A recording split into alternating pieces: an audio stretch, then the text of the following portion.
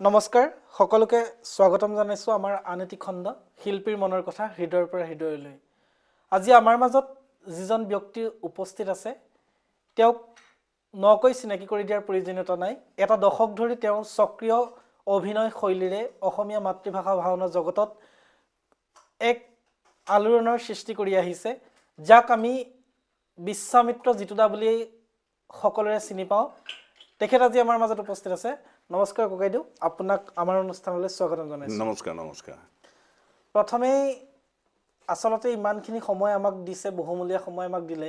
এই ৰাতি বৰ্তমান এতিয়া 10 বাজি পাৰ হ'ল আৰু এই সময়ত তেওঁৰ আমি যোৰহাটৰ মাজমজিয়াত আহি এই অনুষ্ঠানটো কৰি আছোহি আৰু ইমান কষ্ট আমাৰ অনুষ্ঠানটোৰ বাবে কৰাৰ বাবে আপোনাৰ ওচৰত আমি ঋণী হৈ ৰ'লোঁ।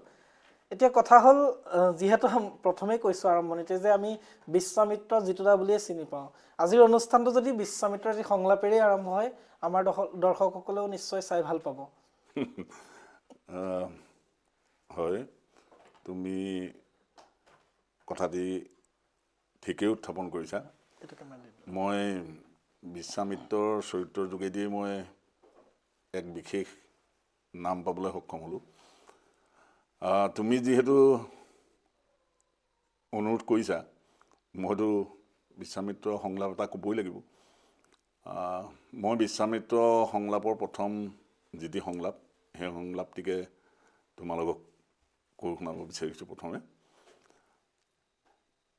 প্ৰৱেশ কৰি আহি, আচলতে মোৰ ভইচটোৰ কথা জানাই, মাতটো অকণমান ডাঙৰ, এতিয়া সংলাপটো কওঁতেও ডাঙৰ হৈ যাব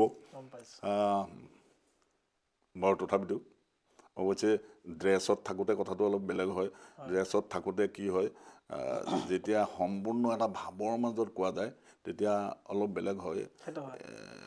হয়তো এতিয়া অকণমান মানে ব্যতিক্ৰম হ'ব পাৰে, তাৰ বাবে সৰ্বপ্ৰথমে মই সকলোৰে ওচৰত ক্ষমা প্ৰাৰ্থনা মাগিছোঁ। প্ৰৱেশ কৰি আহিলে, তপু বলে ক্ষত্ৰিয়ত্ব কৰি পৰিহাৰে, ব্ৰহ্মত্বময় লভিলো সহজে, দেখো আলো জগতক ভালদৰে মই, বিশ্বামিত্ৰৰে তপৰে মহিমা, অহংকাৰী ব্ৰাহ্মণ সমাজে, জন্ম সত্ত্বে ব্ৰহ্মত্ব লভি, মত্ত হৈ জাতি শ্ৰেষ্ঠ বুলি, দৈত্যাভিমানী ব্ৰাহ্মণ সমাজক, দেখো আৰু ভালদৰে মই, ক্ষত্ৰিয়ৰো তপস্যাত আছে অধিকাৰ, ত্যাগ কৰি ৰাজ্যধন ঐশ্বৰ্য বিভূতি, ত্যাগ কৰি ৰাজসুখ বিষয় বিলাস, ব্ৰাহ্মণৰ অহংকাৰ চূৰ্ণ কৰিবৰ কাৰণেই স্বেচ্ছাই আদৰিলো মই তাপস জীৱন, অসাধ্যময় কৰিলো সাধন, এইবাৰ মহাবিদ্যা কৰি আহৰণ, দেখুৱাম জগতক ভালদৰে মই, জাতি শ্ৰেষ্ঠ ব্ৰাহ্মণতকৈ কৰ্ম শ্ৰেষ্ঠ ক্ষত্ৰিয় শ্ৰেষ্ঠ শতগুণে, যাওঁ মহাৰণ্যে মহাবিদ্যাময় কৰোগৈ সাধন। ধন্যবাদ। আচলতে সেয়াই জিতুদা, যাৰ সেইকাৰণে আৰম্ভণিতে কৈছিলোঁ যে জিতুদাক আচলতে বিশ্বামিত্ৰ জিতুদা বুলিহে বেছি মানুহে জানে। আৰম্ভণিতে কণ্ঠৰ কথাই ওলাইছে, যিহেতু আজিৰ অনুষ্ঠান কৰিবলৈ আহোঁতেও মই মোৰ ককাইদেউ সুশান্ত দাক ফোন কৰি সুধিছিলোঁ যে জিতুদাৰ ওচৰলৈ যাম, কেনেকুৱা ধৰণৰ প্ৰশ্ন সুধিলে ভাল হ'ব। তেতিয়া সুশান্ত দাই এটা কথা কৈছিলে যে জিতুদাৰ কণ্ঠটো কেনেকৈ ইমান উদ্দাত্ত হ'ল, অকণমান যদি কৈ দিয়ে ভাল হ'ব। ইমান এটা গভীৰ কণ্ঠৰ অধিকাৰী কেনেদৰে হ'ল আচলতে? আচলতে মই যেতিয়া অভিনয় ভাল পাবলৈ শিকিছিলোঁ বা হৃদয়েৰে অভিনয়ক ভাল পাইছিলোঁ তেতিয়া মই কিছুমান কৌশল শিকি ল'ব লাগে বুলি মই অনুভৱ কৰিছিলোঁ তাৰে ভিতৰত মই যিটো মানে কণ্ঠ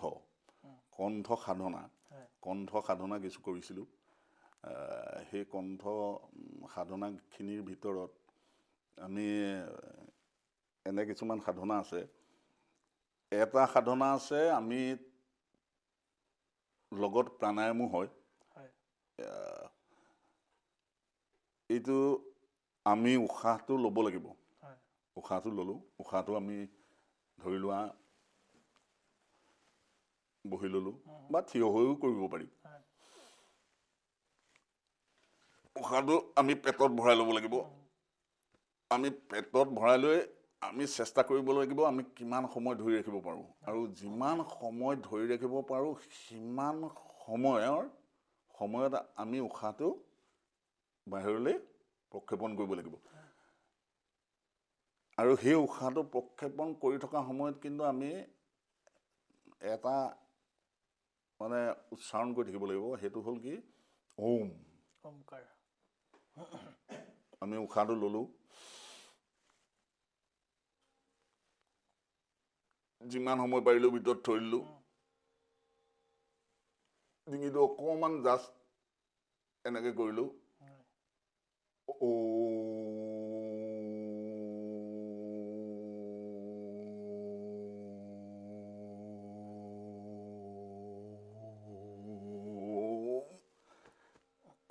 আমাৰ পেটত যিমানখিনি উশাহ থাকে সকলোখিনি আমি বাহিৰলৈ ওলাই আহিব লাগিব এইটো এটা প্ৰাণায়ামো হয় লগতে কণ্ঠ সাধনাও হয় এই প্ৰাণায়ামটো কৰিলে মই যিটো উপলব্ধি কৰিছিলোঁ বা মই যিটো বুজিবলৈ পাৰিছিলোঁ এই প্ৰাণায়ামটো কৰাৰ পিছত আমাৰ অভিনয়ত কিছুমান সংলাপ থাকে কিছুমান সংলাপ বহুত দীঘলীয়া সংলাপ থাকে সেই সংলাপটো আমি একেটা উশাহতে কৈ শেষ কৰিব লাগে আজিকালি দেখা যায় মই অভিনেতাবিলাকক আমি দেখিবলৈ পাওঁ কিছুমান সংলাপ দীঘলীয়া সংলাপ মাজতে য'ত বিৰতি নাথাকে বা য'ত ৰ'ব নালাগে তেনেকুৱা ঠাইত ৰৈ সংলাপটো প্ৰক্ষেপণ কৰে আচলতে সেইটো নহয় এই সাধনাবিলাক কৰিলে সেই দীঘলীয়া সংলাপবিলাক একেটা উশাহতে তেওঁ ক'বলৈ সক্ষম হ'ব মানে এই এনেকুৱা ধৰণৰ কিছুমান কথা আছে আৰু দ্বিতীয় কথাটো হ'ল কি আৰু ই এই পাঁচটা ভাৱেল এই পাঁচটা ভাৱেলক আমি বিভিন্ন ধৰণে চিঞৰিব লাগে আমি চিঞৰিলোঁ ই আই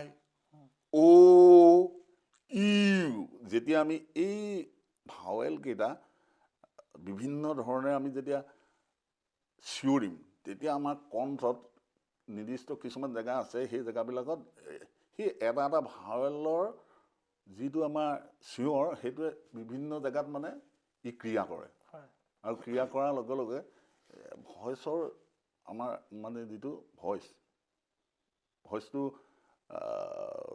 এই যিটো ভইচৰ কথা তুমি কৈছা সেই ভইচটো মানে শিল্পীসকলে পাবলৈ সক্ষম হ'ব পাৰিব বুলি মই ভাবোঁ দেই মই যিটো প্ৰেক্টিকেলি মই কৰি আহিছোঁ মই নিজে কৰি অহা কথাটোৱে কৈছোঁ আৰু কিছুমানো কৰিছিলোঁ আচলতে মই যেতিয়া মই অভিনয় কৰিছিলোঁ মই তেতিয়াতো প্ৰথম ভাওনালৈ যোৱা নাছিলোঁ মই আমাৰ ওচৰৰে প্ৰাঞ্জল যুৱ সমাজত প্ৰথমে সেয়া গৰখীয়া ল'ৰা নাচোঁ তাৰপিছত গৈ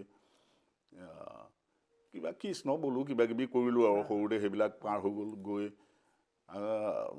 চানুৰ মুষ্টি গৰিষ্ঠ সেইবিলাক গালোঁ গাই মই কিন্তু কালকেতো গাবলৈ নাপালোঁ গৈ বসুদেৱ গালোঁ মানে মূলতঃ ভাওনালৈ অহাৰ আগত আপুনি প্ৰথম ৰাস কৰিছিলোঁ তাৰপিছত কংস গাবলৈ গ'লোঁ কংস গাবলৈ যেতিয়া মই শিকিছিলোঁ তেতিয়া মই আমাৰ অনুষ্ঠানটোলৈ বিভিন্নজন কংস অহা দেখিছিলোঁ সেই কংসবিলাকৰ বিভিন্ন ধৰণৰ কোৱালিটি আছিলে মই সেই কোৱালিটিবিলাকক অবজাৰ্ভ কৰিছিলোঁ যেনে কোনোবা এজনক দেখিছিলোঁ কণ্ঠটো বৰ সুন্দৰ কোনোবা এজনক দেখিছিলোঁ হাঁহিটো বৰ সুন্দৰকৈ মাৰে, হয় কোনোবা এজনক দেখিছিলোঁ মই ফিজিকেল ফিটনেছ মানে তোমাৰ এই আৰ্মছবিলাক হয় ডাঙৰ ডাঙৰ।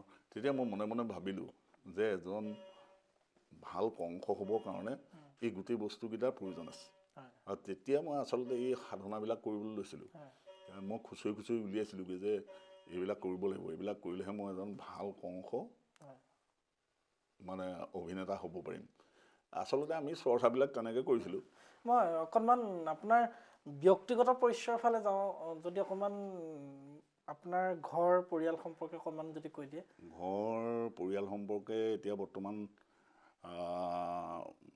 মোৰ দেউতা আছে হয় আৰু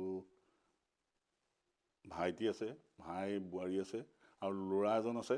হয় আমাৰ হয় মই মোৰ বুলি ক'বলৈ বেয়া পাওঁ, হয় হয় আমাৰ বুলি কওঁ। হয় আমাৰ বুলি এইটো কাৰণেই ক'ব বিচাৰোঁ, মোৰ মানে মই আগৰ পৰা এনেকৈ ভাবোঁ যে এই ল'ৰাটো মোৰ হ'ব নোৱাৰে, মোৰ কেনেকৈ হ'ব পাৰিব, মোৰতো হ'ব নোৱাৰে। হয় আজি তোমাৰ ওচৰলৈ গ'ল, হয় আজি এতিয়া সি নাই, সি মধ্যপ্ৰদেশত আছে। হয় মধ্যপ্ৰদেশত কোনোবা বন্ধু বান্ধৱৰ লগত আছে বা কোনোবা ককায়েক এজনৰ লগত আছে, কোনোবা এজন বৰ্তাকৰ লগত আছে। সেই বৰ্তাকজনৰ ভতিজাক হ'ল, হয় বন্ধুজনৰ বন্ধুৱে হ'ল, হয় এতিয়াতো মোৰ হৈ থকা নাই। সেইটো হয় সেইকাৰণে মোৰ বুলি ক'বলৈ মই বেয়াই পাওঁ। তথাপিতো আমাৰ ল'ৰা হিচাপে ল'ৰা এজন আছে, হয় তেনেকৈ আছোঁ আৰু। আচলতে ৰাসৰ কথা যিহেতু ওলালে, অকণমান আৰু লগতে কৈ যাওঁ, এয়া মই ক'লোৱে প্ৰথমে হয় আহি এয়া ভিনদেউ, হয় বাইদেউ, হয় ভাগিন দুটা, হয় এই সকলোখিনি মিলিয়ে আৰু পৰিয়াল। হয় আচলতে আমি বৰ্তমান ভিডিঅ'টো যোৰহাটৰ এইখন কি জেগা বুলি ক'ব জানো? আমাৰ এইডোখৰ লিচুবাৰী হয়, হয় ৰামকৃষ্ণ নগৰ, হয় লিচুবাৰী লিচুবাৰীৰ ৰামকৃষ্ণ নগৰত জিতুদাৰ ভিনীহিয়েকৰ ঘৰত বৰ্তমান আমি ভিডিঅ'টো শ্বুট কৰি আছোঁ।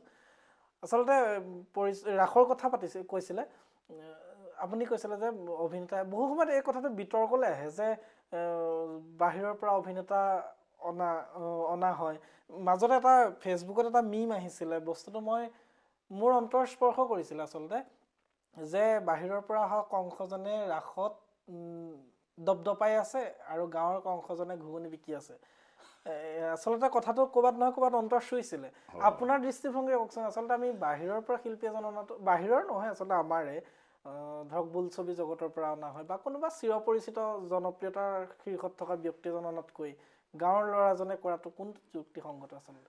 নহয়, নিশ্চিতভাৱে আমি যিহেতুকে গাঁৱতে এটি অনুষ্ঠান গঢ়ি তুলিছোঁ, আমাৰ প্ৰথম লক্ষ্য বা উদ্দেশ্য হোৱাটো এইটোৱেই উচিত যে আমাৰ গাঁৱৰ যিসকল মানে শিল্পী, সেই শিল্পীসকলক আমি কেনেধৰণে আগবঢ়াই নিব পাৰোঁ, এই কথাটোৱে আমাৰ লক্ষ্য বা উদ্দেশ্য হোৱাটো উচিত।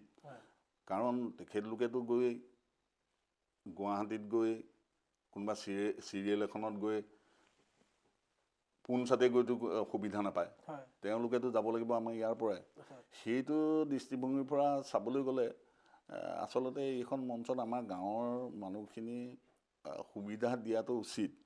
কিন্তু কেতিয়াবা কেতিয়াবা প্ৰয়োজন সাপেক্ষে, অৱশ্যে মই বোলছবি জগতৰ কথা ক'ব নিবিচাৰোঁ, আমাৰ স্থানীয়ৰে কোনোবা এডোখৰ ঠাইৰ কোনোবা এজন শিল্পীক নিমন্ত্ৰণ কৰি অনা হৈছে, এইটোৱে কম বেছি পৰিমাণে হ'লেও কোনোবা এখিনিত আমাৰ সমন্বয়টো গঢ় দিয়া আৰু অকণমান কোনোবা এখিনিত আমি শিকিবলৈ পাওঁ।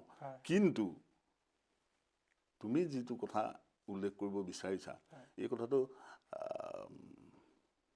এটা কথা হয় যে বৰ্তমান যিটো চলি আছে, বৰ্তমানটোত শিল্পীজনে আহি ইয়াত দৈৱকীয়ে হওক, কংসই হওক, কি অভিনয় কৰি থৈ যায় সেইটো ডাঙৰ কথা হোৱা নাই, বা সেইজনৰ পৰা আমি কিমান দূৰ উপকৃত হ'ব পাৰিছোঁ সেইটো বিচাৰ্য বিষয় হোৱা নাই। এতিয়া বিচাৰ্য বিষয়টো হৈছে আমাক কালেকশ্যন লাগে, আমি এজন নামী দামী শিল্পী লৈ আহিছোঁ আৰু ইয়াত তেখেতে কৰিছে, কি কৰিলে আৰু কৰাৰ পিছত আৰু গুচি গ'ল, পইচা ল'লে গুচি গ'ল, সেইটো হৈছে। কিন্তু প্ৰকৃততে সেইটো হ'ব নালাগে। আমি শিকিব লাগে, সেইটো সঁচা কথা। আমি শিকিবলৈ বহুত কথা আছে, বিভিন্নজনৰ পৰা আমি বিভিন্ন কথা শিকিব পাৰোঁ।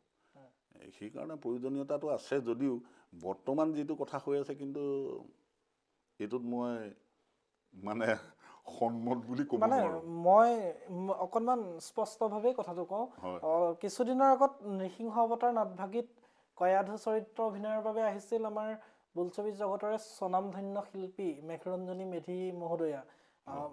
নিঃসন্দেহে তেওঁৰ অভিনয় দক্ষতা সম্পন্ন এগৰাকী অভিনেত্ৰী, লগতে তেওঁ সত্ৰীয়া নৃত্যৰ ক্ষেত্ৰতো যথেষ্ট চৰ্চা আছে। কিন্তু মোৰ কথা হ'ল, যিখন নৃসিংহ অৱতাৰ দ্বিতীয় আৰু কায়াধু একেলগে প্ৰৱেশ হয়, সেই চৰিত্ৰটো সেই ভাওনাখনত কায়াধুক বিশেষভাৱে বেলেগকৈ প্ৰৱেশন কৰোৱা হয়। আচলতে সেই নাটভাগৰ গতিটো সলনি কৰাৰ প্ৰসংগটো কেনেকৈ আহিব পাৰে? আচলতে সেই ক্ষেত্ৰত আচলতে আমাৰ আচলতে কাক দোষী সজাম আমি? আচলতে কথাটো কি, সেইটো দোষী সজাম বুলি ক'বলৈ গ'লে সেই সময়ত নাটভাগৰ এজন নিশ্চয় ডাইৰেক্টৰ আছে, পৰিচালক আছে। আমি পোনছাতে ক'বলৈ গ'লে পৰিচালকজনৰ গাতেই দুখ বুলি ক'ব লাগিব, হয় নহয়? কাৰণ পৰিচালকজনে সেই কথাটো হ'বলৈ দিব নালাগে। কিন্তু লগতে আমাৰ এই সমিতি বা যিখন সমিতিয়ে তেখেতলোকক মাতি আনিছে, সেই সমিতিখনৰ গাতো কিছু কম পৰিমাণে দুখ থাকে। কাৰণ পৰিচালকজনেও কেতিয়াবা বাধ্য হয় সমিতিৰ তাগিদাত পৰি সেইটো কৰিবলৈ। সেই দৃষ্টিভংগীয়ে চাবলৈ গ'লে পৰিচালকজনৰ গাত দুখ নাথাকে, কিন্তু সমিতিখনৰ গাতহে সেই বিষয়টোত বিশেষভাৱে জগৰীয়া বুলি ক'বগৈ লাগিব, হয় নহয়? এই কথাখিনি মানে আচলতে আমি ভাবি চাব লাগিব, আমি আচলতে কি কৰিবলৈ গৈছোঁ বা কি কৰি আছোঁ, এই কথাটো ডাঙৰ কথা। মই বিশেষকৈ ভাওনা সম্পৰ্কত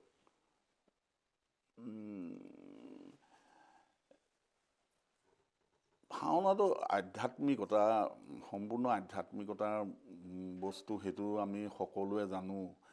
কিন্তু কোনোবা এখিনিত মই উপলব্ধি কৰিবলৈ লৈছোঁ, এতিয়া বৰ্তমান মই যিটো উপলব্ধি কৰিবলৈ লৈছোঁ, সেইটো হৈছে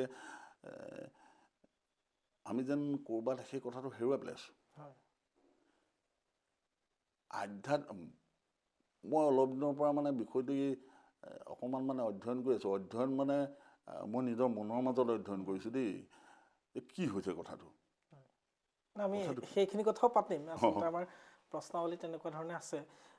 অকণমান ব্যক্তিগতভাৱেহে জানি ল'ব পাৰিছোঁ, আপোনাক শেহতীয়াকৈ দেৰগাঁও এখন প্ৰতিযোগিতা ভাওনাই হৰগৌৰী সুবাস বঁটাৰে বিভূষিত কৰিছিল। আৰু মোৰ সৌভাগ্য, কৈ ভাল পাম যে সেই বঁটাটিৰ যিখন প্ৰশস্তি পত্ৰ আছিল, শ্ৰদ্ধাৰ অচ্যুত কৃষ্ণ হাজৰিকাদেৱৰ অনুৰোধ মৰ্মে মই লিখাৰ সৌভাগ্য হৈছিল। আৰু সেই মুহূৰ্তলৈকে মই জিতুদাক বিশেষভাৱে জনা নাছিলোঁ, আৰু সেইদিনাৰ পৰাই জিতুদাক অনুসৰণ কৰিবলৈ আৰম্ভ কৰিছিলোঁ। আৰু আজিৰ তাৰিখত মই গৌৰৱান্বিত যে সেই মানুহজনৰ ঘৰৰ বেৰত আচলতে মোৰ কিবা এটা স্বাক্ষৰ অকণমানকৈ হ'লেও জিলিকি আছে। এয়া মোৰ সৌভাগ্য। সেই বঁটাৰ প্ৰাপ্তিৰ সুখখিনিৰ বিষয়ে অকণ কওকচোন।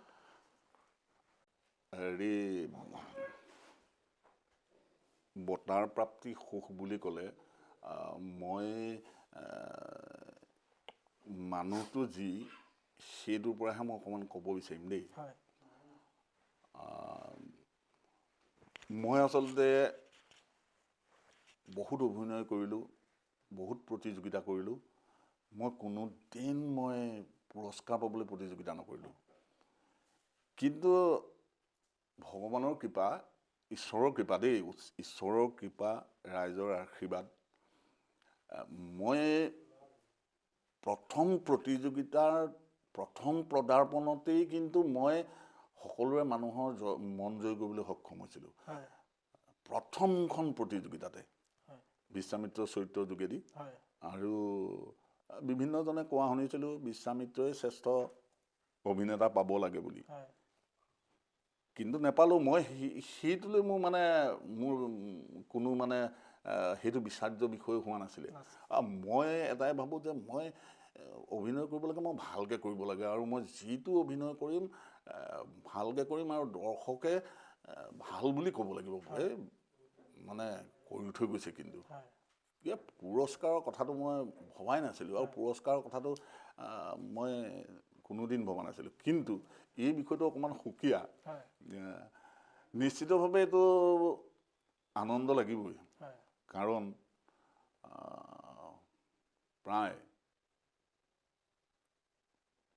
প্ৰায় সৰুৰ পৰা ধৰিলে 30 বছৰে বুলি ক'ব লাগিব 30 বছৰ কাল এই ভাওনা অনুষ্ঠানটোৰ লগত জড়িত হৈ শেষত যেতিয়া কোনোবাই বা কাৰোবাৰ মনত কিবা এটা পুৰস্কাৰ দিয়াৰ এটা মন যেতিয়া জাগৃত হ'ব আৰু এই স্বতঃস্ফূৰ্তভাৱে যেতিয়া সেই মানে সন্মানটো কোনোবাই দিব বিচাৰিব তেতিয়া মানে নিশ্চিতভাৱে মনত এটা বেলেগ ধৰণৰ আনন্দৰ অনুভূতি এটা নোহোৱা নহয় আৰু সেইটো মোৰ সেই সময়ত হৈছিলোঁ সেই অনুষ্ঠানটোলৈ তোমাৰ এই অনুষ্ঠানৰ জৰিয়তে মই বহুত ধন্যবাদ কৃতজ্ঞতা আৰু সেৱা নিবেদন কৰিছোঁ মোক চিনি পোৱাৰ বাবে আচলতে আপুনি যি কৰি থৈ গ'ল সেয়া আচলতে এটা বঁটাৰে কেতিয়াও বিনিময় দিব নোৱাৰি এয়া আচলতে এটা সৰু স্বীকৃতি বুলিহে ধৰি ল'ব পৰা যায় অকণমান অতীতলৈ যদি ঘূৰি যাওঁ আপোনালোকে সেই সময়ত প্ৰতিযোগিতা কৰিছিল য'ত আজিৰ দৰে আধুনিকতাৰ ধামখুমীয়া নাছিল বা আজিৰ দৰে ভাওনাৰ জনপ্ৰিয়তাও হোৱা নাছিল সেই প্ৰতিযোগিতামূলক দিনবোৰৰ কিছু অভিজ্ঞতা যদি অকণমান কয় বা সেই সময়ত সম্ভৱতঃ আপোনালোকে চিহ্নযাত্ৰা দলত প্ৰথম আৰম্ভ কৰিছিল য'ত ৰাকেশ দা যদি ভুল হোৱা নাই হৰিচন্দ্ৰ আছিল সেই দিনবোৰৰ অকণমান অভিজ্ঞতা কওকচোন বা কেনেকৈ যাত্ৰাটো আৰম্ভ হৈছিল মোৰ যাত্ৰাটোৰ কথা ক'ম সামগ্ৰিকভাৱে সেই দলটোৰ যাত্ৰাটো কেনেকৈ মই অকণমান তেতিয়া মোৰ যাত্ৰাটোৰ কথাও কৈ ল'ব লাগিব মই কিবা বিশেষ এটা কথা লাগি মই ভাওনা নকৰাৰ সিদ্ধান্ত এটা লৈ আছিলোঁ এতিয়া মই ভাওনা নকৰোঁ আৰু ভাওনা এৰি দিলোঁ মোৰ বন্ধু ৰজিত হাজৰিকা তোমালোকৰ ৰজিত ছাৰ মোৰ বন্ধু ৰজিত হাজৰিকা আৰু তুমি চাগৈ চিনি পাবাই আমাৰ ৰাজু বৰা বায়ন মোৰ ওচৰলৈ চাইকেল মাৰি মাৰি আহে দুইটা আহি মোক মানে কয়হি যে মই অভিনয় এটা কৰি দিব লাগে প্ৰতিযোগিতাত আৰু বিশ্বামিত্ৰ চৰিত্ৰটো কৰি দিব লাগে মই ক'লোঁ যে মই নকৰোঁ মোৰ সিদ্ধান্ত এটাই যে মই ভাওনা নকৰোঁ আৰু মই নকৰোঁ তেওঁলোকে মানে কি হ'ল মোক বচনখন দি থৈ গুচি গ'ল আকৌ কিছুদিনৰ পিছত আকৌ আহিলে প্ৰতিযোগিতা তেওঁলোকে ৰিহাৰ্চেল কৰি আছে মই নাই যোৱা আৰু 4-5 দিনমান তেওঁলোক আহিলে তেওঁলোকে বচনখনো ঘূৰাই নিনিলে মই বচনখনো চোৱা নাই যেনেকৈ দিলে তেনেকৈ থৈ দিলোঁ তাৰপিছত আহি মোক খুব সংক্ষেপতে কথাকেইটা কৈ দিছোঁ প্ৰতিযোগিতা যিদিনা বৰ আখৰা সিদিনাৰ কথা সিদিনা সিহঁতি জোৰ জবৰদস্তি মোক মাতি নিলে মই গ'লোঁ তাত মই এনেই থাকিব লাগে থাকিলোঁ মোৰতো ইচ্ছা নাই তহঁতি বলেৰে দিছ মই নকৰোঁ ৰিহাৰ্চেল নকৰিলোঁ গুচি আহিলোঁ সিহঁতি কিন্তু তেতিয়াও মোৰ ওপৰত কি বিশ্বাস ৰাখিছে নাজানো সিহঁতি মোৰ সলাই দিয়া নাই মই পিছদিনা মই পিছফালে পুখুৰীত গা ধুবলৈ গৈ মই কথাটো চিন্তা কৰিছোঁ যে কালিলৈতো প্ৰতিযোগিতা মইতো প্ৰতিযোগিতাত ইহঁতিতো যেতিয়া মোক বচনখন নল'লে তেতিয়াহ'লে মইতো গাবগৈ লাগিব আৰু মই তেতিয়া মোৰ মনলৈ আহিছে যে যেতিয়া মই গামগৈ তেতিয়াহ'লে মই ভালকৈ গাব লাগিব আৰু সেই মুহূৰ্ততে মই গা পা ধুই আহি বচনখন মেলি লৈছোঁহি আৰু পিছদিনা প্ৰতিযোগিতা কৰিছোঁ সেয়াই প্ৰতিযোগিতাৰ পৰাই আৰম্ভ আমাৰ দলটো তেতিয়া আছিলে চিহ্নযাত্ৰা সাংস্কৃতিক গোষ্ঠী তোমালোকে জানাই আচলতে সেই সময়ত চিহ্নযাত্ৰাৰ পৰিচালনা ৰজিত ছাৰে কৰিছিল নহয় পৰিচালনাটো এনেকুৱা আছিল ৰাকেশ দায়ো কৰে। হয় আমি মানে ৰাকেশ দা, এই ৰজিত হাজৰিকা, মই, ৰাজু, আমি গোটেইকেইটাই মানে মিলি এইটো কৰিলে এনেকুৱা হ'ব, এইটো কৰিলে এনেকুৱা হ'ব, এইটো কৰিলে ভাল হ'ব, এনেকৈ ধৰণে আলোচনা কৰিয়ে আমি কামবিলাক কৰিছিলোঁ। তথাপিতো বিশেষভাৱে আমাৰ ৰাকেশ লোচন বৰা আৰু লগতে হেৰিও থাকে, মানে ৰজিত হাজৰিকাও। হয় পৰৱৰ্তী সময়ত ৰজিত হাজৰিকা আহি পৰিচালক হিচাপে মানে তাক দায়িত্বটো দিয়া হ'ল। মানে আপোনাৰ এই যাত্ৰাটোলৈ অহাত মানে ৰজিত হাজৰিকা ছাৰৰ যথেষ্ট অৰিহণা আছে। নহয়, ভাওনালৈ অহাত নহয়, মোৰ প্ৰতিযোগিতালৈ অহাত অহাত দেই, প্ৰতিযোগিতালৈ অহাত ৰজিত হাজৰিকা আৰু ৰাজু বায়েন, ৰাজু দা সিহঁত দুটাই মোক হয় প্ৰতিযোগিতালৈ নিছে। মোৰ প্ৰতিযোগিতা কি তেতিয়া নাজানো, মই ভাওনা কৰিব লাগে, ভাওনা কৰিম। এই প্ৰথম প্ৰতিযোগিতাখন ক'ত আছিল?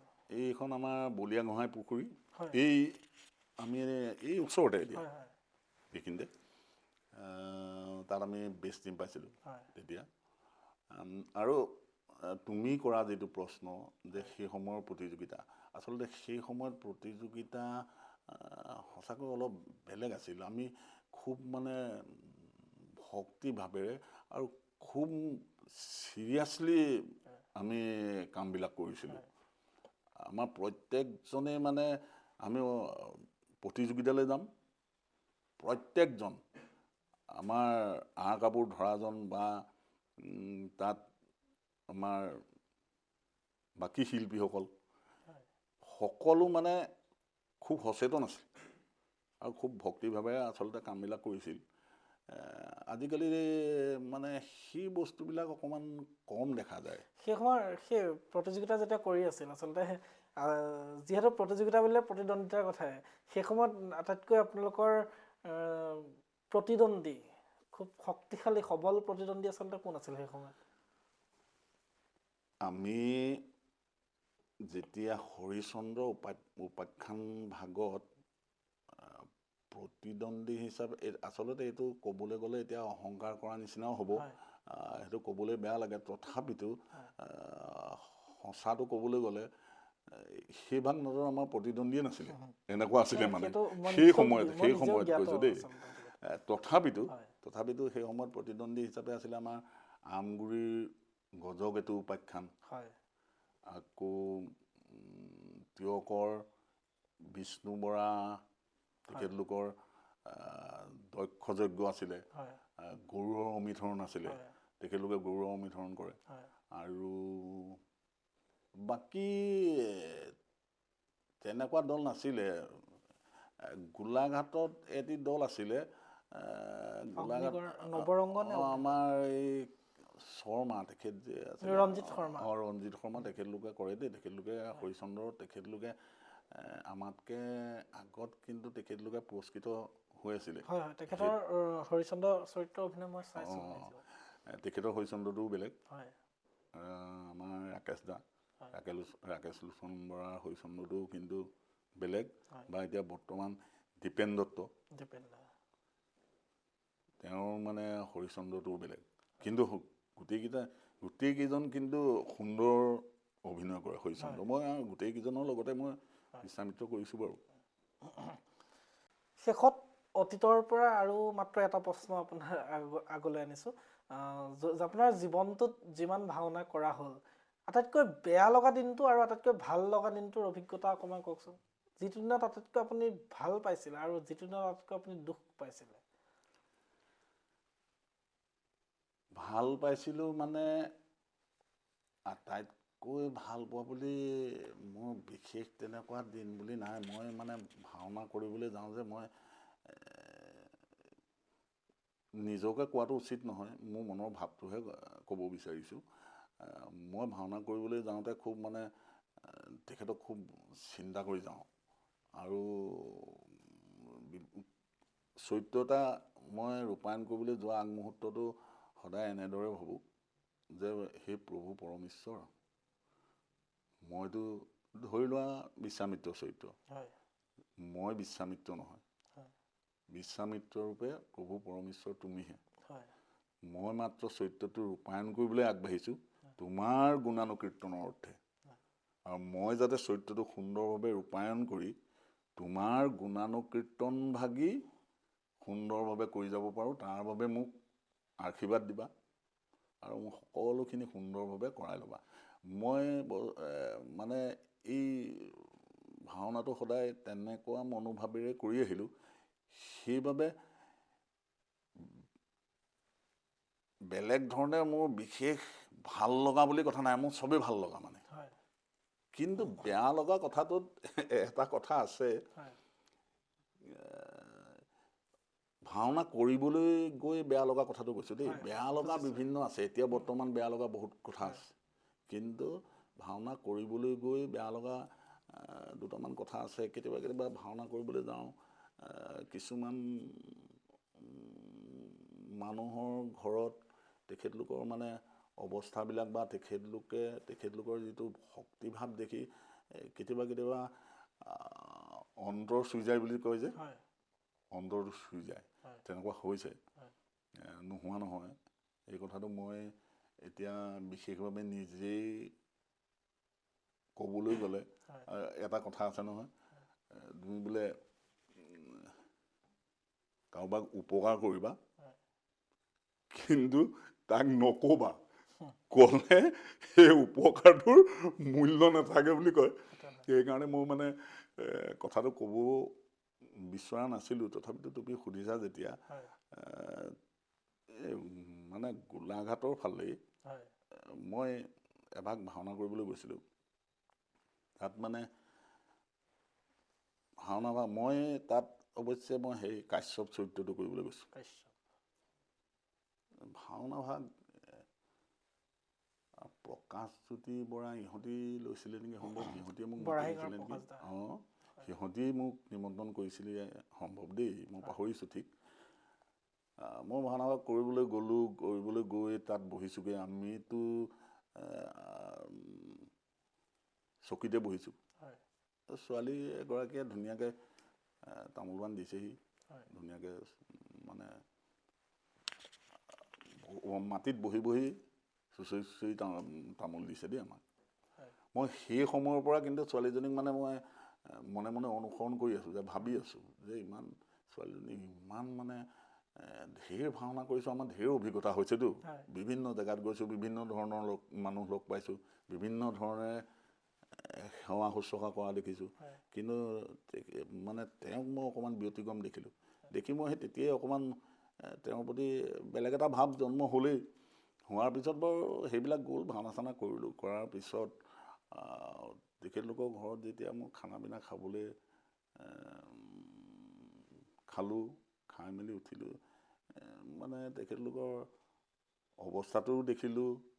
লগতে যেতিয়া মই জানিব পাৰিলোঁ তেখেতে মাক জীয়াই থকা অৱস্থাতে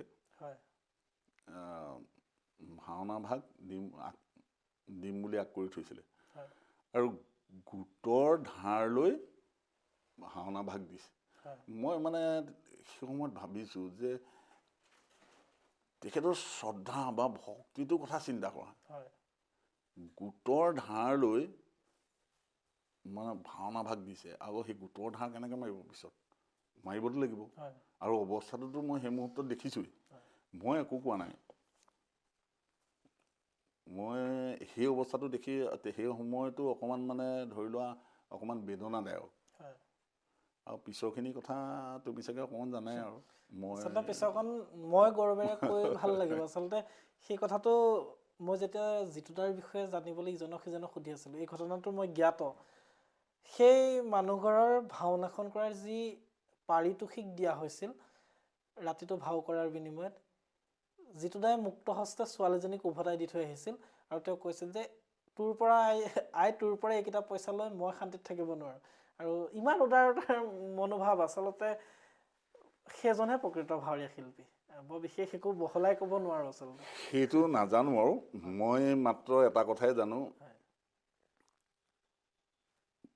ভাওনাটো মই সকলোকে ক'বও বিচাৰোঁ যে ভাওনাটো আমি এনেই নহয়, আমি ভাওনা কৰিছোঁ, আমি কোনো নাটক কৰা নাই, সামাজিক নাটক নহয়, আমি ভাওনা কৰিছোঁ ইয়াত নিৰ্দিষ্ট কিছুমান কথা আছে নিৰ্দিষ্ট কথাবিলাক বাদ দিয়া সকলোখিনি কথাই বাদ দিয়া আমি ভাওনা কেনেকৈ কৰিব লাগে কি কৰিব লাগে এইবিলাক ইত্যাদি ইত্যাদি কথাবিলাক আমি বাদেই দিলোঁ কিন্তু ইয়াত আমাৰ সম্পূৰ্ণ ভক্তিভাৱৰ কথা এটা আছে যিভাগ ভাওনা কৰিলে 7টা বৰ সবাহৰ সমান ফল পায় বুলি কয় তেনে এভাগ ভাওনাক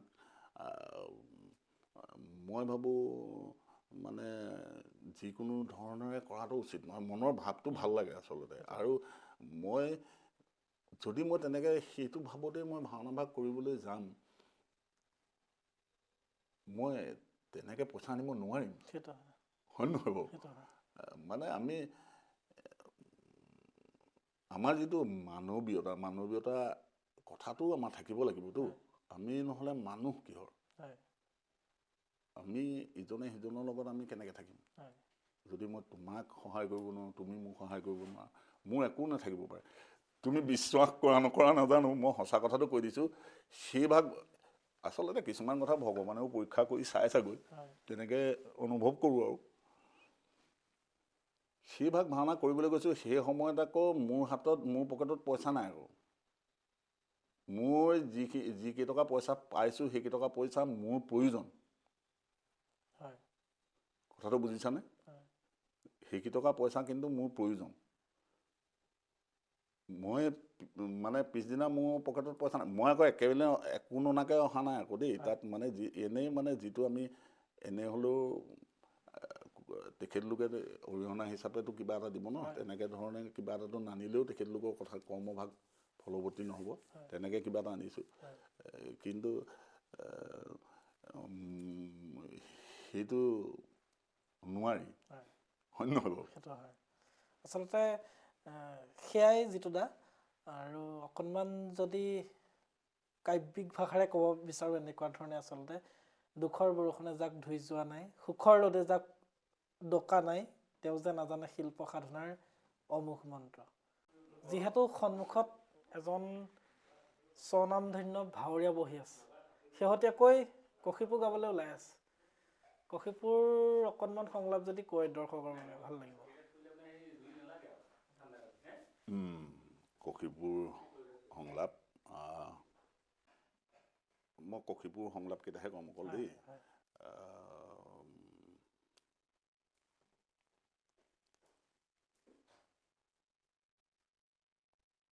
অভিমান এৰি দিয়া মাতৃদেৱী মোৰে কোৱা শীঘ্ৰে নকৰি পলম কাৰ আয়ুষ আজি হ'ল সমাপন ভাঙি পাতি কোৱা মাতৃ উদ্দেশ্য তোমাৰ নোহে যদি সাধ্য অতীত পূৰ্ণ হ'ব জননীৰ মনৰ কামনা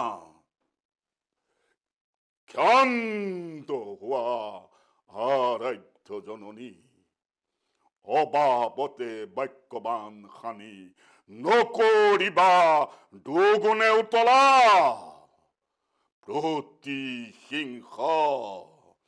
প্ৰতিহিংসাৰ দাবানলে দহিছে আমাকো বুকু ফালি চোৱা যদি তীক্ষ্ণ অখিলৈ দেখা পাবা লিখা আছে হৃদয়ৰ তপ্ত ফলকত অভিমানী দেৱতাৰ সেই স্বৰ্গ সিংহাসন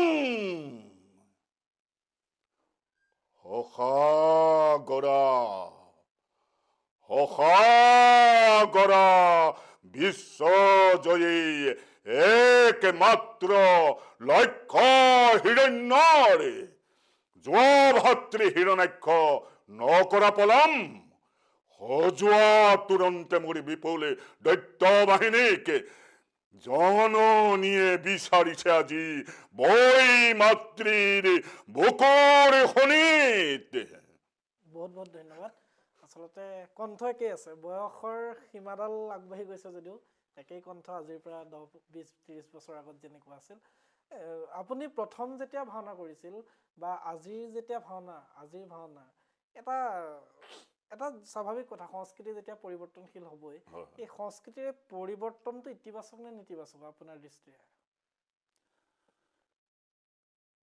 নিশ্চিতভাৱে পৰিৱৰ্তনটো ইতিবাচকেই, কাৰণ পৰিৱৰ্তনটো হ'বই লাগিব। পৰিৱৰ্তন হ'বলগীয়া বিভিন্ন দিশ আছে। এতিয়া মানুহৰ এইটো যিটো যুগ আহিলে, এই যুগটোত মানুহৰ সময় খুব কম হৈ গ'ল। সেইটো দৃষ্টিভংগীৰ পৰা চাবলৈ গ'লে আজি ভাওনাবিলাক খুব কম সময়ৰ ভিতৰত কৰা হৈছে। এইটোতো এটা ইতিবাচক দিশেই, আৰু প্ৰায়খিনি কথাই ইতিবাচক, কিন্তু নেতিবাচক কথাবিলাক কিছু কথা আমাৰ এই বিষয়বিলাকত আহি পৰিছে। সেইবিলাক আঁতৰাই চালে নেতিবাচক হ'ব নোৱাৰে, ইতিবাচক কথাই মই ভাবোঁ দেই, মোৰ ব্যক্তিগত অনুভৱ। যদি কোনোবা এখিনিত মানে নেতিবাচকৰ কিবা কথা আছে, তুমি মোক মনত পেলাই দিব পাৰা বোলে এইটো হ'ব পাৰে নে নোৱাৰে। মানে বৰ্তমান প্ৰতিযোগিতাৰ ধামখুমীয়াই আচলতে ভাওনা ইমানেই দ্ৰুতগতিত প্ৰসাৰতা লাভ কৰিলে, আপোনাৰ ঠায়ে ঠায়ে একেখন ঠাইতে ৩-৪খন প্ৰতিযোগিতা হ'ল। শেহতীয়াকৈ ২-এখন প্ৰতিযোগিতা বিতৰ্কৰো সন্মুখীন হৈছে আচলতে, যিটো হ'ব নালাগে। আচলতে গুৰুজনাৰ সৃষ্ট এটা এক অমূল্য সম্পদ, যাৰ চৰ্চা কৰাৰ দায়িত্ব আমাৰ। আৰু মই ব্যক্তিগতভাৱে ভাবোঁ আমি ভাওনা প্ৰসাৰ কৰিব নালাগে। গুৰুজনাই যি প্ৰসাৰ কৰি থৈ গৈছে তাক সংৰক্ষণ কৰিলেই আমি আচলতে হৈ যায়। সেই ক্ষেত্ৰত আপোনাক কি কৈছোঁ, মানে সেই ক্ষেত্ৰত মই সুধিছিলোঁ যে এই পৰিৱৰ্তনশীলতাই আজিৰ পৰা 10 বছৰ পিছলৈ আৰু ভয়াৱহ পৰিস্থিতি এটা লৈ নিব নেকি? নিশ্চিতভাৱে ল'ব পাৰে, সেইটো ময়ো উপলব্ধি কৰিছোঁ, যদিহে ইয়াক আমি বান্ধি ৰখা নাযায়। আচলতে আমাৰ গণ্ডগোলটো ক'ত হৈছে বুলি মই অনুভৱ কৰিছোঁ। মই তোমাক আগতেও কৈছোঁ যে মই বিষয়টো সূক্ষ্মভাৱে কিছুমান কথা অধ্যয়ন কৰি আছোঁ। এই অধ্যয়ন কৰি মই যিখিনি পাইছোঁ, মই পোৱা কথাহে দেই, সেইখিনি যে সকলোৰে কাৰণে মানে সকলোৱে শুদ্ধ বুলি ক'ব তেনেকুৱা কথা নহয়, মোৰ কথাটোহে কৈছোঁ। আচলতে এই কথাবিলাকৰ কাৰণে আমাৰ গাতো কিছু দুখ আছে। দুখ আছে মানে আমি অগ্ৰজবিলাকে হয় ভাওনা প্ৰতিযোগিতা হ'ব লাগিব, ঠিক আছে, প্ৰতিযোগিতা হ'ব লাগিব।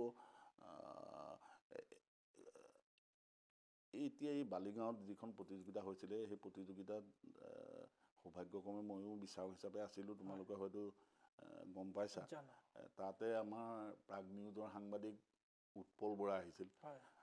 তেখেতে এটা কথা কৈছিল, আৰু সেই কথাটো কওঁতে মই স্বতঃস্ফূৰ্তভাৱে হাততালি দিছিলোঁ দেই। মই সেই প্ৰসংগটোকে উত্থাপন কৰিব বিচাৰিম। তেখেতে কৈছে যে যদি যোৰহাটত দুৰ্গা পূজা 100খন হ'ব পাৰে, আমাৰ ভাওনা প্ৰতিযোগিতা 100খন হ'ব কিয় নোৱাৰিব? হ'ব লাগে, সেইটোত মই সন্মত। কিন্তু 100খন হ'লে নহ'ব।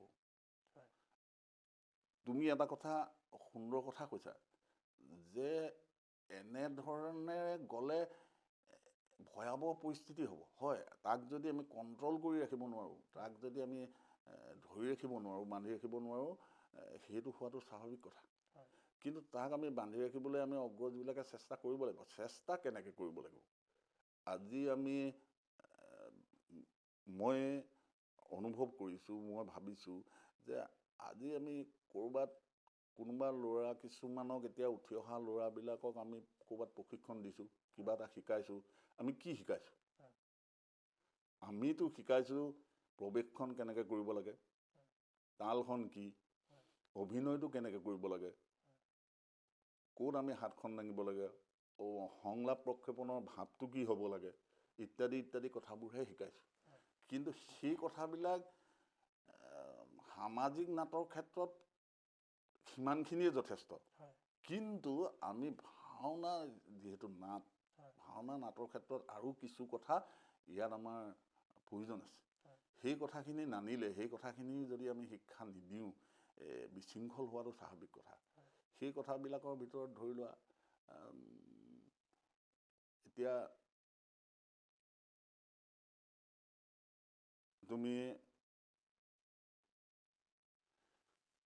আচাৰ নীতি নিয়ম সংযম হয় এইটো চাৰি বান্ধ হয় এইটো চাৰিটা বান্ধ বুলি কয় হয় এইটো চাৰিটা বান্ধত যদি আমি বান্ধি নলওঁ হয় তেতিয়াহ'লে আমাৰ সেই বিশৃংখল হোৱাটো স্বাভাৱিক কথা স্বাভাৱিক আমি শিকাব লাগিব সিহঁতক হয় যে আচাৰ কি হয় নীতি কি নিয়ম কি আৰু সংযম কি হয় আৰু সেই আচাৰ নীতি নিয়ম সংযম এই কথাখিনি শিকি নোলোৱাৰ কাৰণে বা আমি শিক্ষা নিদিয়াৰ কাৰণে আজি উঠি অহা প্ৰজন্ম এটা বিশৃংখল পৰিৱেশলৈ গৈছে হয় মই আকৌ উঠি অহা প্ৰজন্মকে অকল দুখ নিদিওঁ হয়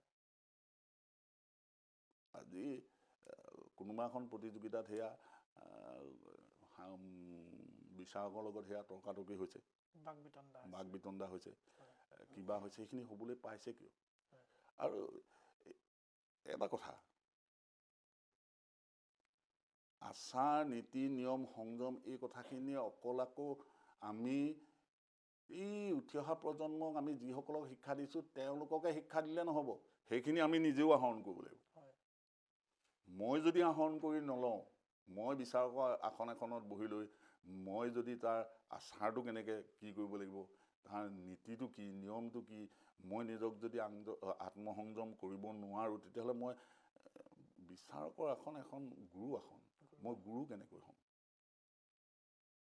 মই গুৰু হ'বলৈ হ'লে প্ৰথমে মই নিজে শিকি ল'ব লাগিব মই নিজে শিকি আকৌ সিহঁতক সেই শিক্ষাটো দিব লাগিব সেই শিক্ষাটো নিদি আমি কিছুমান প্ৰশিক্ষণ দিছে ঠিকে আছে ল'ৰাবিলাকক আমি আমাৰ ভাওনা সংস্কৃতিৰ প্ৰতি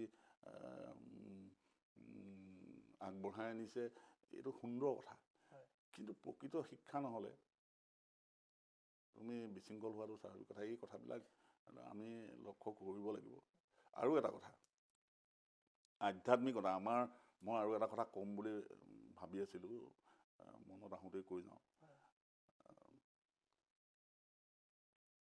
হয়নে নহয় তুমিও ক'বা হয় কথাটো হয়তো তুমিও সেইটো ধাৰণা পাইছা বুলি মই অনুভৱ কৰিছোঁ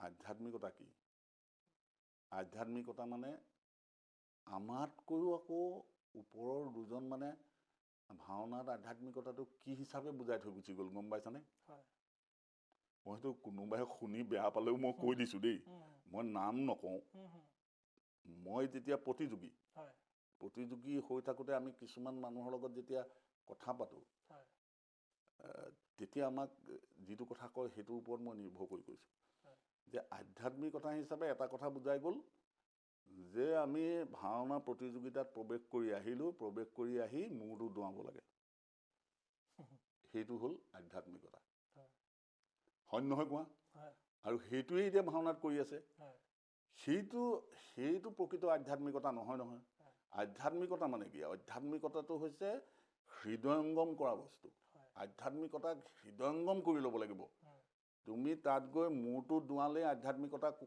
বুজোৱাটো নহয় সেইবাবে মই এটা কথা এই মনত পৰোঁতে আৰু এটা কথা কৈ থৈ যাওঁ এই প্ৰতিযোগিতাবিলাকত মই ভাবি আছোঁ মানে প্ৰতিযোগিতাবিলাকত কি হ'ব লাগে কিয় এই বিশৃংখল পৰিৱেশটো হ'বলৈ পাইছে আৰু এই বিশৃংখল পৰিৱেশটো নোহোৱাকৈ ৰাখিবলৈ আমি কি পদক্ষেপ ল'ব লাগিব এই কথাবিলাক সূক্ষ্মভাৱে আমাৰ অগ্ৰজো বহুতে চিন্তা কৰা নাই মই তোমাক সঁচা কথা কৈছোঁ বহুত অগ্ৰজে মানে তুমি এই অনুষ্ঠানটো হোৱাৰ আগতে মোক এটা কথা কৈছিলা যে মানে স্বাৰ্থলোভী আৰু নিজৰ মানে কিবা আকাংক্ষা পূৰণৰ কাৰণে যে কিছুমান কৰি থাকে বুলি কয় তেনেকুৱা কিছুমান কথাও হৈ আছে দেই এইটো মিছা নহয় অপ্ৰিয় হ'লেও সত্য কথা এই তেখেতলোকে সেই বস্তুটো শিকাই থৈ গ'ল কিন্তু সেইটো নহয়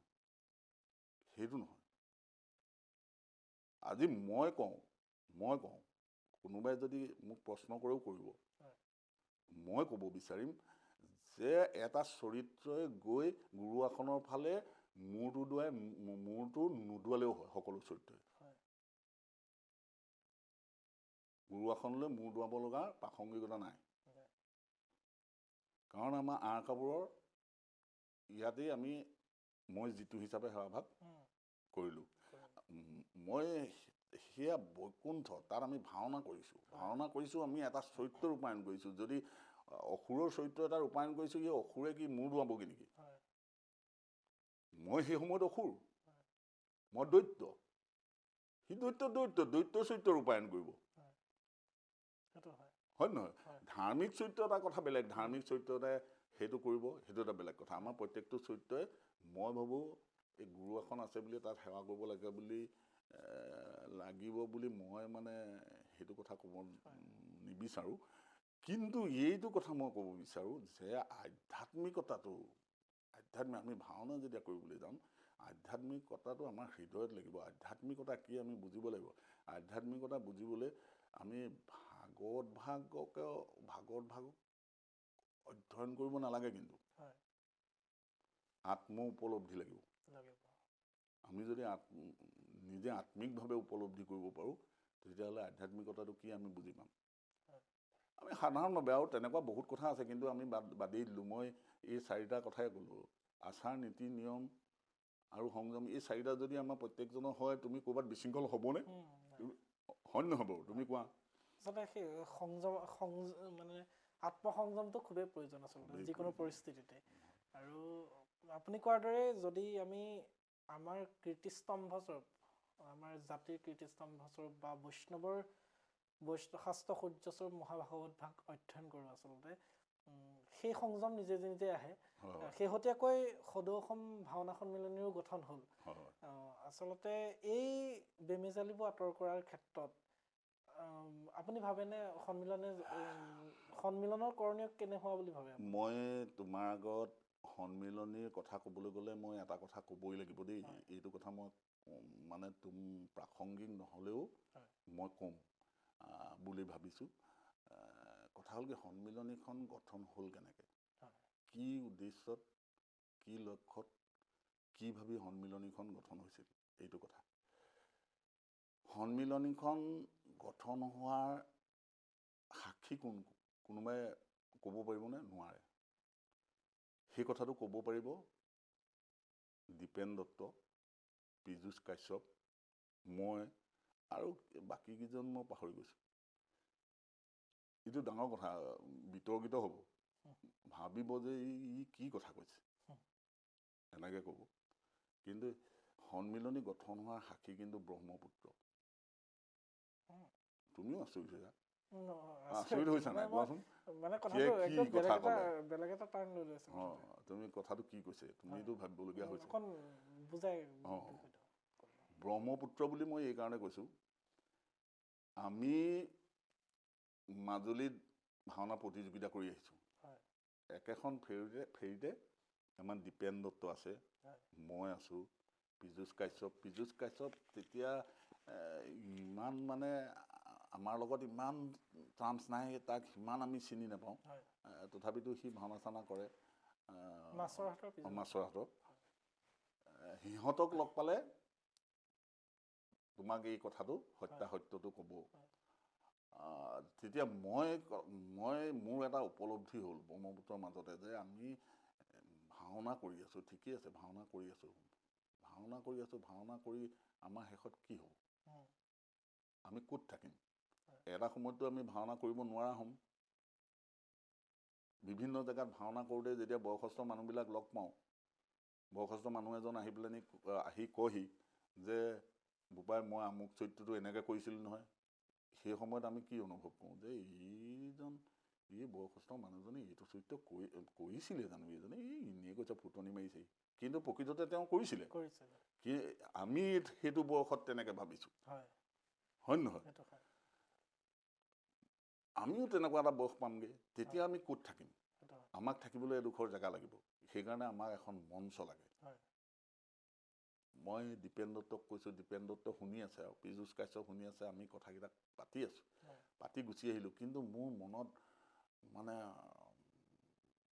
বিৰাট এটা হেঁপাহ মানে যে এইটো হ'ব লাগে কিন্তু মই জানো যে মই নোৱাৰোঁ মই সেইটো গঠন কৰিব নোৱাৰোঁ মই ইয়াত নিজে মানে পদক্ষেপ ল'ব নোৱাৰোঁ সেইকাৰণে মই এটা ফৰ্মুলা ব্যৱহাৰ কৰিছিলোঁ সেইটো কি মই যাকেই পাম ভাওনাৰ লগত জড়িত প্ৰত্যেকজন ব্যক্তিক এই কথাটো উত্থাপন কৰিম মই য'তেই হওক ক'ম যাকে পাইছিলোঁ তাকে কৈছিলোঁ।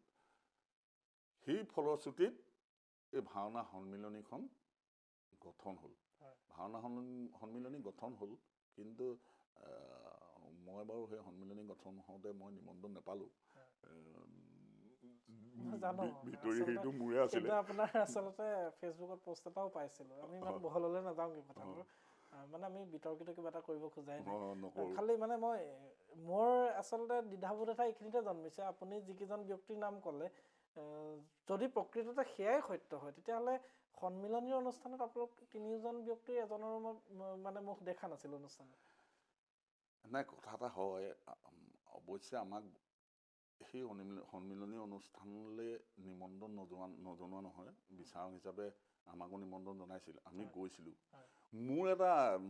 মোৰ বিশেষভাৱে মোৰ এটা মানে কথা আছিল, মোৰ এটা বিৰোধ আছিল।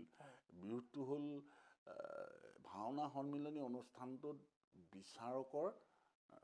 বিচাৰকৰ কিবা বিচাৰক সন্মিলন নে কি, বিচাৰকৰ এনেকুৱা কিবা অনুষ্ঠান এটা পাতিলে। মই তাৰ আগত মোৰ এজন মানে তাৰ বিষয়ববীয়াৰ লগত এই সংক্ৰান্তত কথা হওঁতে এটা কথাত মই অকণমান বিতৰ্ক হৈ তেখেতৰ লগত হেৰিয়ে হৈছিলে, অকণমান মতানৈক্য হোৱা নিচিনা হৈছিলে। তাৰ পৰৱৰ্তী সময়ত মোৰ মানে বিৰোধটো আছিলে কি, বিচাৰক বুলি যিসকল বিচাৰক বুলি আপোনালোকে নিমন্ত্ৰণ জনাইছে, সেইসকলক বিচাৰক বুলি স্বীকৃতি কোনে দিলে? ঠিক আছে, এইসকল বিচাৰক, মই মানি লৈছোঁ এইসকল বিচাৰক। এই অনুষ্ঠানটোৱে কি প্ৰকৃততে এই বিচাৰকসকলক কি কৰিব বিচাৰিছে? আমি 100জন বিচাৰকক মাতিলে 100জন বিচাৰকক মানে অসমৰ মাজত প্ৰতিষ্ঠা কৰাব বিচাৰিছে নেকি? যদি 100জনেই প্ৰতিষ্ঠা হয়, পৰৱৰ্তী সময়ত আৰু বিচাৰক নোলাব নেকি? আজি তুমি উঠি আহিছা, তুমি বিচাৰক নকৰিবা নেকি? সময় হ'লেতো তুমিও কৰিব লাগিব। মই উদাহৰণ এটা দিছোঁ। তেতিয়াহ'লে তেখেতলোকৰ ৰাস্তাটো আমি ৰুদ্ধ কৰিছোঁ নেকি? কিয় প্ৰয়োজন আছে?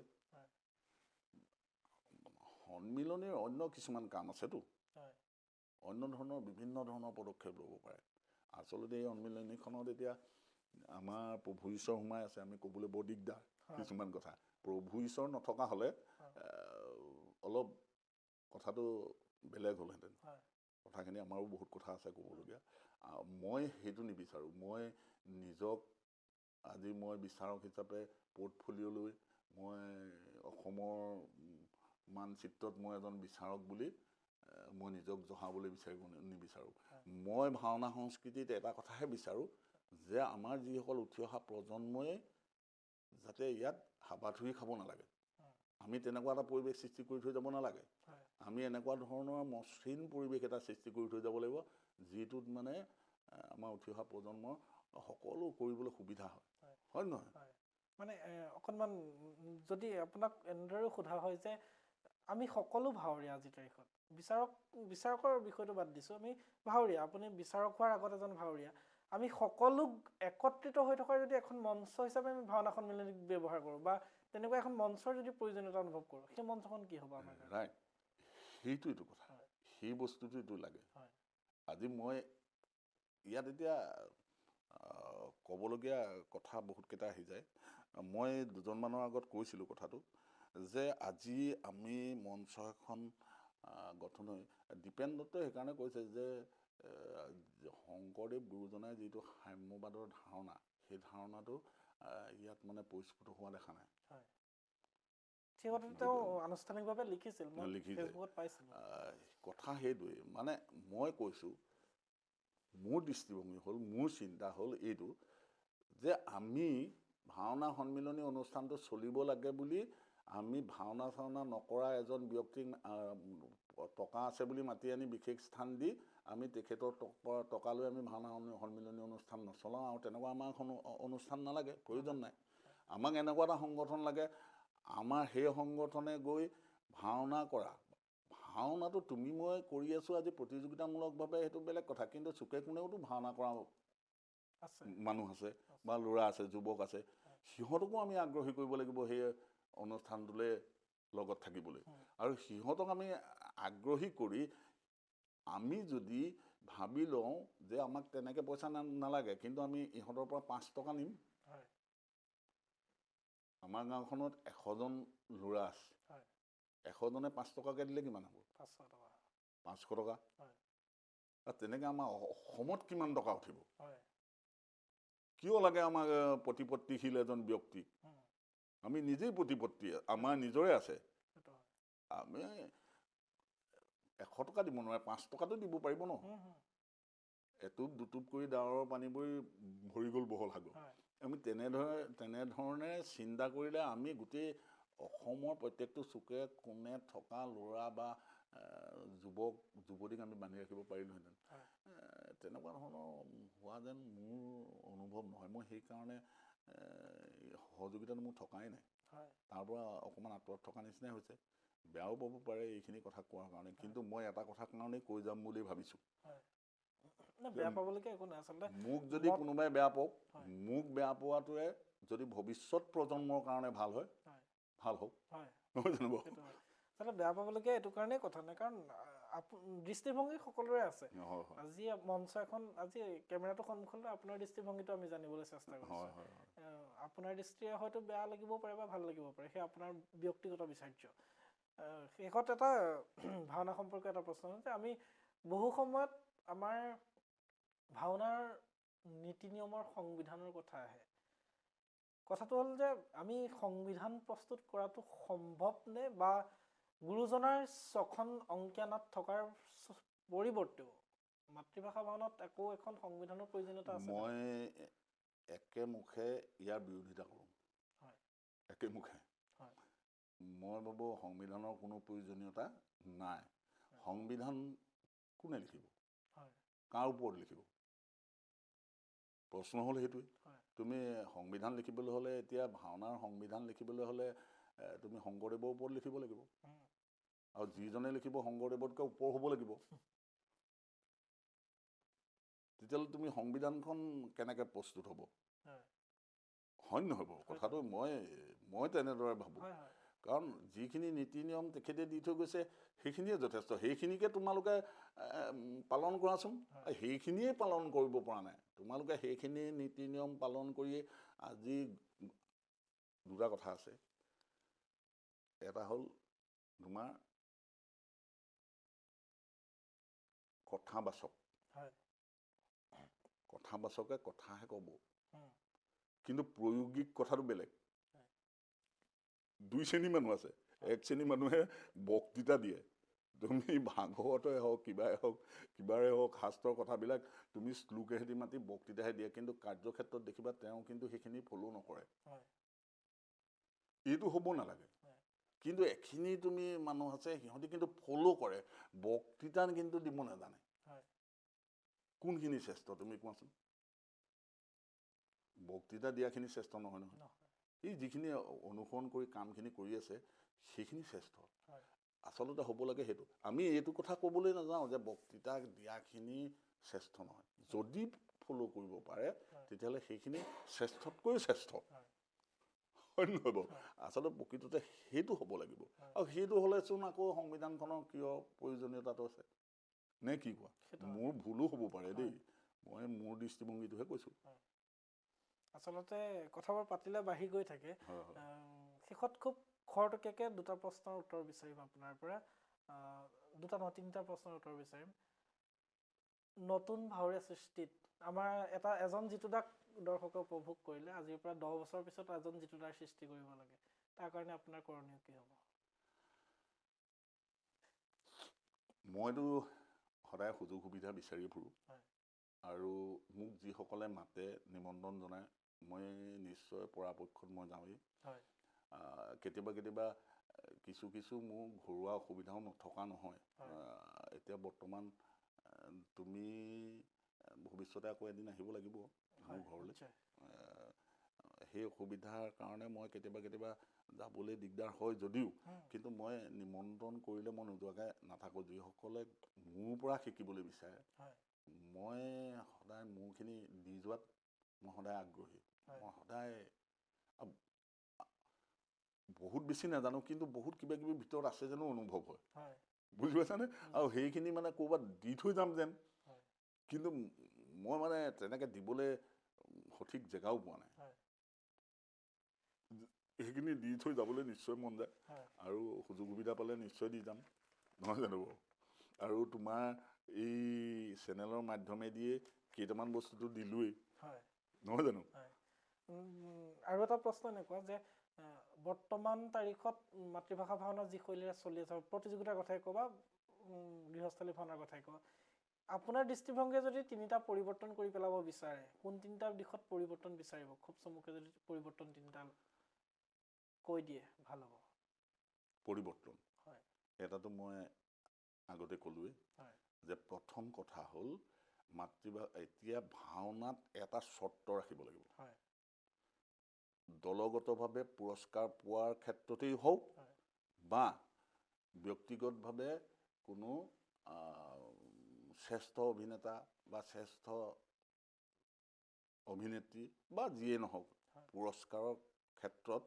এটা চৰ্ত সম্পূৰ্ণকৈ ৰখাটো উচিত আৰু ভৱিষ্যতলৈ মই তোমাকো অনুৰোধ জনাইছোঁ কেতিয়াবা প্ৰতিযোগিতা তোমালোকে অনুষ্ঠিত কৰিলে এইটো ৰাখিবা হয় মোৰ সম্পূৰ্ণ আত্মিক অনুভৱৰ কথা হয় মই যিখিনি দেখিছোঁ এই পৰ্যবেক্ষণ কৰি মই যিটো অনুভৱ কৰিছোঁ তাৰ পৰা মই ক'ব বিচাৰিছোঁ হয় চৰ্তটো হ'ল প্ৰথম আধ্যাত্মিকতা হয় এটা চৰ্ত ৰাখিবা যে দল পাবলৈ হ'লে দলগতৰ যিটো আধ্যাত্মিকতা থাকিব লাগিব আধ্যাত্মিকতা মানে মূৰ দোৱাই থকাটোকে আধ্যাত্মিকতা নুবুজায় সেইটো কথাটো বুজাই দিব লাগিব যে প্ৰতিজন দলৰ প্ৰতিজন সদস্য আধ্যাত্মিক ভাৱ থাকিব লাগিব আমি সেইটো দেখা পাব লাগিব হয় আৰু যিজন শ্ৰেষ্ঠ অভিনেতা হিচাপে বিবেচিত হ'ব সেই শ্ৰেষ্ঠ অভিনেতাজনৰ আধ্যাত্মিক গুণ থাকিবই লাগিব হয় আধ্যাত্মিক গুণ নথকা ব্যক্তিক শ্ৰেষ্ঠ অভিনেতা সন্মান দিব নালাগে আৰু তেতিয়া বহুতখিনি ভাওনাৰ এতিয়া বৰ্তমান যিটো অৰাজক পৰিৱেশৰ সৃষ্টি হৈছে বহুতখিনি মানে নিৰ্দিষ্ট জেগালৈ আহিব বুলি মই অনুভৱ কৰোঁ আৰু সেইটো পৰিৱৰ্তন প্ৰয়োজন আৰু দ্বিতীয় কথাটো ক'বলৈ গ'লে পৰিৱৰ্তন মানে পৰিৱৰ্তনটো সময়ে নিশ্চিতভাৱে কৰি যাব কালিলৈ বা কি হয় কেনেকুৱা ধৰণৰ পৰিৱেশ পৰিস্থিতিৰ ওপৰত নিৰ্ভৰ কৰি পৰিৱৰ্তন নিজে নিজেই হ'ব কিন্তু তাৰ মাজতে আমি আমাৰ যিখিনি গুৰুজনাই দি থৈ যোৱা আদৰ্শ নীতি নিয়ম সেইখিনিক কিন্তু আমি ধৰি ৰাখিবই লাগিব সেইটো প্ৰথম চৰ্ত সেইখিনিক ৰাখি পৰিৱৰ্তন হ'বও পাৰে নহয় জানো আচলতে ইমান দেৰিলৈকে যিমান প্ৰশ্ন সুধিলোঁ আমি ভাৱৰীয়া যিটা সুধিছিলোঁ শেহতীয়াকৈ আপুনি বিচাৰকৰ আসন অলংকৃত কৰিছে এইবাৰ বিচাৰকৰ আসন অলংকৃত কৰা ককাইদেউজনলৈ এটা প্ৰশ্ন কৰিছোঁ সাম্প্ৰতিক সময়ত বিচাৰকৰ আসনখনৰ পৰা মাতৃভাষা ভাওনাৰ জগতখন কেনে দেখি আছে বিচাৰক বুলি কোৱাৰ লগে লগে মই প্ৰথমতেই তোমাক ক'ম মই ভাওনাৰ বিচাৰক নহয় ভাওনাৰ বিচাৰক হ'ব পৰা ক্ষমতাটো মোৰ নাই মানে আমাৰ মানৱৰ নাই বুলিয়ে মই ক'ব বিচাৰিম আচলতে ভাওনাৰ বিচাৰক শব্দটোৱেই আঁতৰাই দিব লাগে আঁতৰাই দি ভাওনাৰ পৰ্যবেক্ষকহে দিব লাগে বিচাৰক দিবই নালাগে আৰু সেইটো ভৱিষ্যতলৈ তোমালোককো কৰিবলৈ অনুৰোধহে ৰাখিলোঁ মই এতিয়া মই পৰ্যবেক্ষক হিচাপে পৰ্যবেক্ষণ কৰি যিটো মই দেখিছোঁ এটা কথা ভাল লাগে মনটোত যে ল'ৰাবিলাক আজিকালি উঠি অহা প্ৰজন্ম বৰ সুন্দৰভাৱে ভাওনাক আঁকোৱালি লৈছে আৰু যথেষ্ট চেষ্টা কৰিছে দেই এইটো নুই কৰিব নোৱাৰি সেইটো কিন্তু নুই কৰিলে মই ভুল কোৱা হ'ব আৰু যথেষ্ট ভাল অভিনয়ো কৰিছে অভিনয়খিনিও মই ভাল কৰা দেখিছোঁ কিন্তু তাৰ মাজতে চৰিত্ৰখিনিৰ বিশ্লেষণত কিছু অকণমান মানে তেওঁলোকৰ মানে দুৰ্বলতা নথকা নহয় কিছু দেখা যায় কিন্তু হ'লেও মই প্ৰতিযোগিতামূলক ভাওনাৰ কাৰণেহে কৈছোঁ দেই প্ৰতিযোগিতামূলক নহ'লে তেতিয়াহ'লে সেইখিনি কথা ক'বলৈ দৰকাৰ নাই আমাৰ ভাওনা কৰিছে ভাওনা হ'ব লাগে আৰু ভক্তিৰ যিটো ভাৱ আমাৰ দৰ্শকে যিটো পাব লাগে ভাওনাৰ প্ৰথম চৰ্তটো হ'ল যে ধৰ্মৰ জয় অধৰ্মৰ পৰাজয় হয় নহয় হয় বা ভগৱান যাক আমি দেখুওৱা হৈছে বিষ্ণুকেই হওক বা শিৱকেই হওক যাকেই নহওক তেখেতলোকক শ্ৰেষ্ঠ হিচাপে দেখুওৱাৰ যিটো প্ৰক্ৰিয়া হয় বা তেখেতলোকক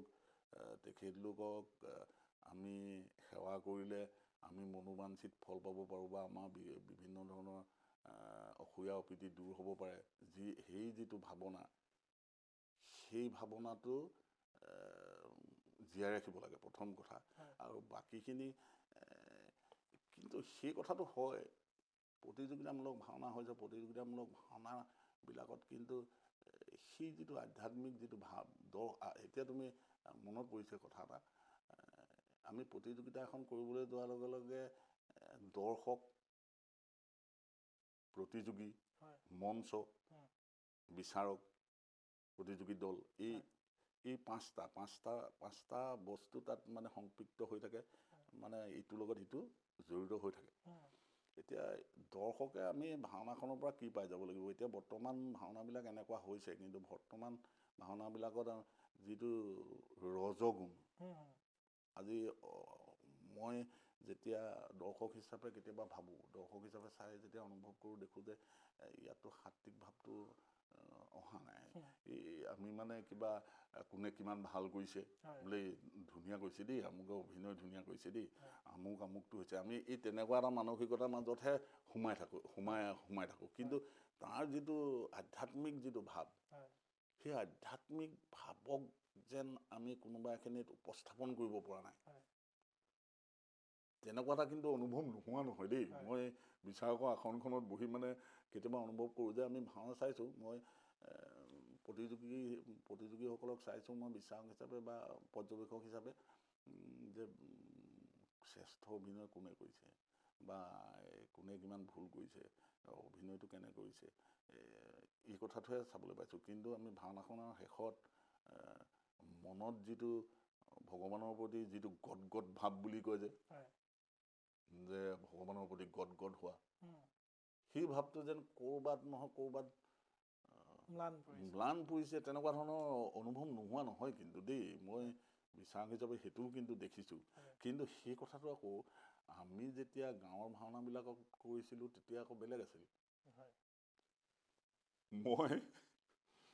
মোৰ মনত আছে মই বিশেষভাৱে ভাওনালৈ বেছি ভাওনা ভাল পোৱা কেতিয়া হ'লোঁ আমি স্কুলত পঢ়ি থাকোঁতে এই চান্দমামাবিলাক আছিলে আকৌ দেই আমি পঢ়োঁ নহয় স্কুলত পঢ়ি থাকোঁতে কোনোবাই এখন আনে সেইখনকে সিজনে লৈ সিটোৱে লৈ আমি পঢ়োঁ তাত মই তেতিয়া সেই কাহিনীটো পাইছিলোঁ এই আমাৰ প্ৰহ্লাদ চৰিত্ৰ কাহিনীটো তেতিয়া মোৰ সেই দৃশ্যবোৰ এতিয়াও মনত আছে মানে সেই তাত ছবি আঁকি দিয়ে যে প্ৰহ্লাদক সেই পাহাৰৰ ওপৰৰ পৰা পেলাই দিছে তলত বিষ্ণুৱে এনেকৈ হাত পাতি ধৰিছে পানীত শিল বান্ধি পেলাই পানীত পেলাই দিছে আকৌ শিলৰ ওপৰত উপঙি আছেহি সৰ্বদংশন কৰাইছে জুইৰ মাজত নিক্ষেপ কৰিছে হৰিওম হৰিওম তপ জপ কৰি তেওঁ মানে জুইৰ মাজত বহি আছে একো হোৱা নাই সেই দৃশ্যবিলাক দেখাৰ পিছত যেতিয়া আমি ভাওনা আমাৰ ওচৰৰ নামঘৰবিলাকত চাইছিলোঁ তেতিয়া কিন্তু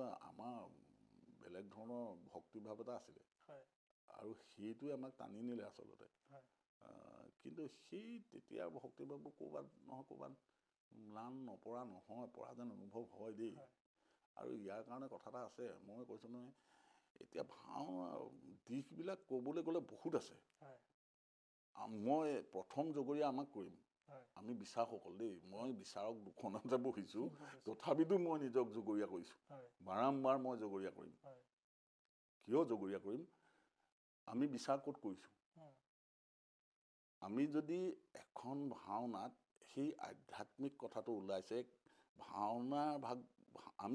আজিকালি ভাওনাবিলাক কি হ'ল ভাওনা ভাগ উঠিব লাগিব হয়নে বাৰু কথাটো ভাওনা ভাগ উঠিব লাগিবতো কি নাট ভাগে যিটো ক'ব সেই তেনেকৈহে হ'ব লাগিব হয় তাৰপিছত যিভাগ নাটত সেই আধ্যাত্মিকতাৰ ভাৱটো বিশেষভাৱে ফুটি উঠিব দৰ্শকে আধ্যাত্মিক ভাৱটো লৈ ঘৰলৈ যাব পাৰিব ভাওনাৰ নাট সেইভাগে শ্ৰেষ্ঠ এতিয়া যদি তুমি সেই উঠি থকা ভাওনা ভাগক পুৰস্কাৰটো নিদি এই ভাগক দি দিয়া, পোনচাতেই তোমাৰ বিচাৰকক এই আমাৰ সামাজিক মাধ্যমত বিভিন্ন কথাৰে থকা হাৰকা কৰি পেলাব। এই এনে পৰিস্থিতি এতিয়া উদ্ভৱ নোহোৱা নহয়। সেইকাৰণে আমি সকলো সচেতন হ'ব লাগিব। আমি উঠি অহা প্ৰজন্মকো এই বিষয়ত শিক্ষা দিব লাগিব। মই বাৰম্বাৰ ক'ম যে তেওঁলোকৰ গাত দুখ নাই, তেওঁলোকৰ গাত কিয় দুখ হ'ব? আমি নিশিকালে তেওঁলোকে ক'ত শিকিব? আমি সেই কথাবিলাক তেওঁলোকক শিকাব লাগিব। নিশিকালেতো তেওঁলোকে নিজেই শিকি নলয়, নে কি কোৱা? সেইবাবে মই প্ৰথম দুখটো আমাৰ অগ্ৰজবিলাককে দিম। আৰু ময়ো তাৰ মাজতে নিজকো ভৰাই লৈছোঁ আৰু। আচলতে আমি আলোচনা ইমানতে সামৰিব লাগিব, যথেষ্ট সময়ো হ'ল। যদিও সামৰিবলৈ মন নাই, সময়ৰ তাগিদাত অনুষ্ঠানটো ইমানতে সামৰিম।